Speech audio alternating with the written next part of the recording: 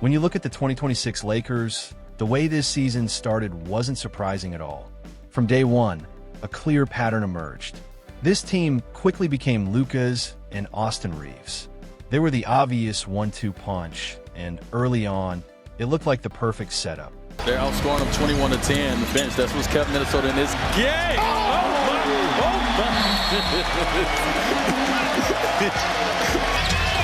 Doncic turns inside, 2 more. 42. 5 seconds. 3 seconds. Reeves splits the defense. The floater in the paint. It's good at the buzzer. Austin Reeves does it again. In those first few weeks, the Lakers were on fire. They jumped out to a 10-4 start and quickly became the talk of the league. Suddenly, everyone was calling them the best story in basketball. Luka was putting up around 35 points a night, while Austin Reeves added a steady 28, playing with confidence and control. Through the first 14 games, really that entire first month, the team looked energized. The ball was moving, the vibes were right, and the chemistry felt real, not forced. And for any great NBA team, chemistry is everything. I think one of the biggest things for the team to win is have a great chemistry, and I think we have that. Trust, rhythm, and the right mindset can carry a team a long way. Early on, the Lakers had that spark more than almost anyone else in the league. But this is where things started to feel uncomfortable. Even while they were winning, everyone knew what was coming.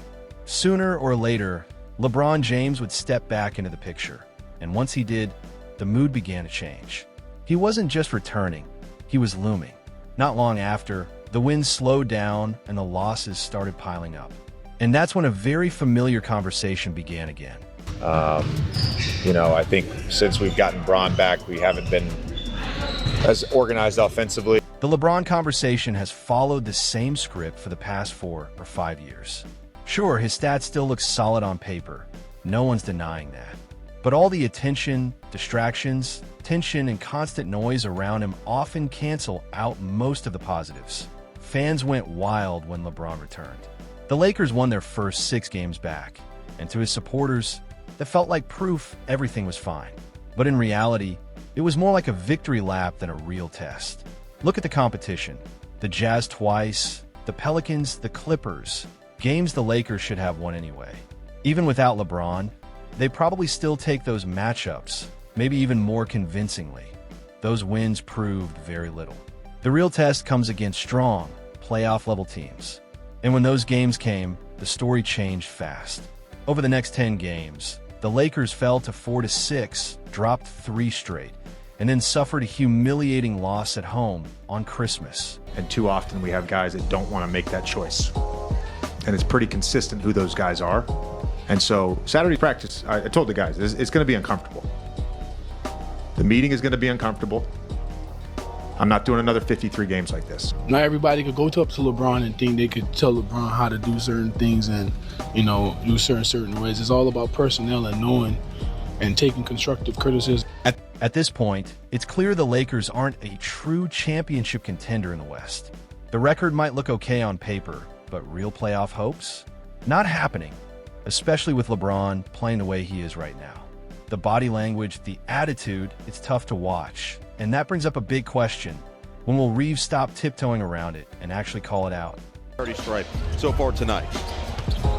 James lost the handle, out of bounds. Loud voice that he's had throughout his career in locker rooms as James had it erased. Why is Christmas basketball still so important to you? I thought this year. Still important to me? Yeah. Why does it matter? Yeah. Oh, yeah. Okay. That's a better question. Yeah. I'd much rather be at home with my family. Both got off to great starts this season as Durant's first shot won't go. Ayton bangs it off the backboard. They get another look at it. Easton's been great shooting the 3, knocks it down, but has an enormous impact night in and night out. Durant finds some room. Can't get that to go. Thompson on the rebound. Durant. And spinning Doncic, well defended. Inside is Adams.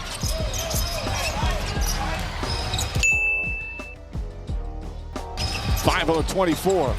Shepard got it back. Takes the jumper. Can't get it. And Şengün comes in for the nice tip in. That's a killer. I'd much rather be at home. Because halfway comments aren't leadership. Right now, that hesitation says as much as anything else. That's been the pattern all along, and everyone sees it. LeBron James helped JJ Redick get this job, which creates a clear imbalance. When you owe someone that much, you're not really free to speak up.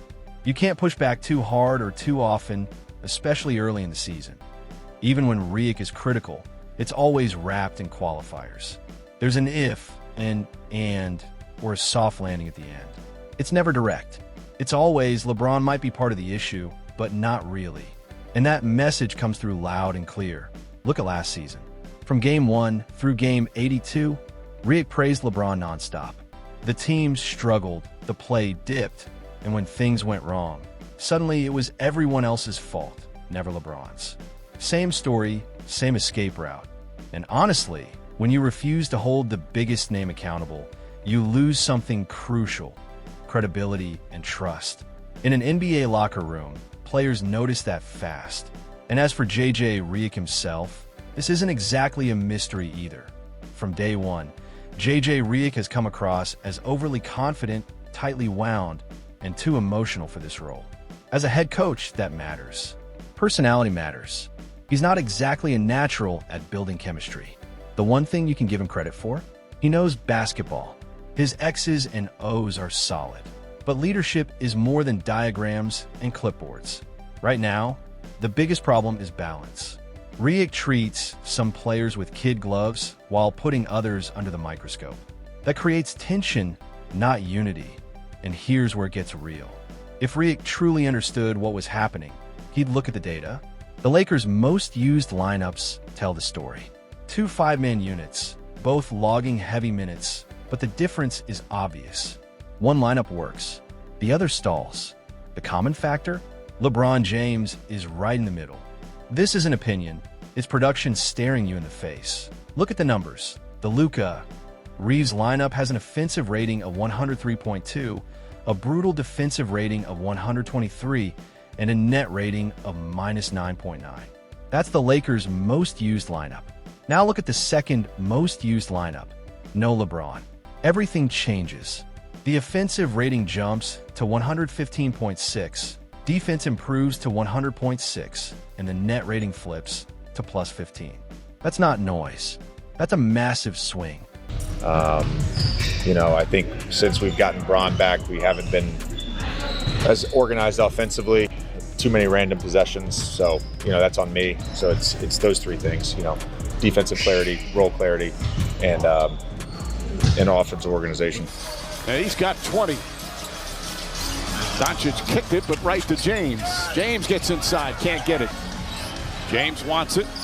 Drives on Şengün, nearly falls down, barrels in. Somehow got the shot off. Tuesday, Lakers hadn't lost back-to-back games all season. Right now, looking at a 3-game losing streak. These are the facts, plain and simple. No spin, no bias, just production. So what's the real difference between those two lineups? It's clear. One has LeBron James, the other has Marcus Smart. Yes, LeBron is the more talented player.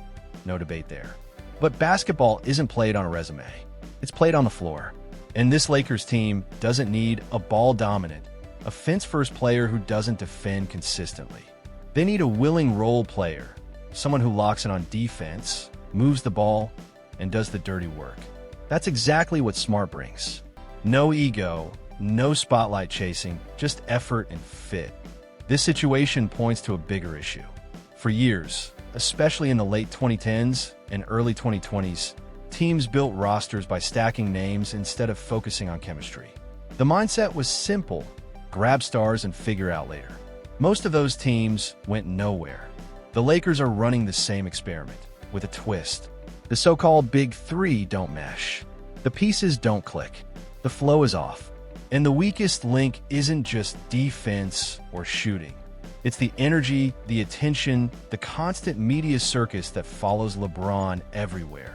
And that's where it all collapses. If you like this breakdown, hit like, share your thoughts in the comments, subscribe for more, and I'll see you in the next one.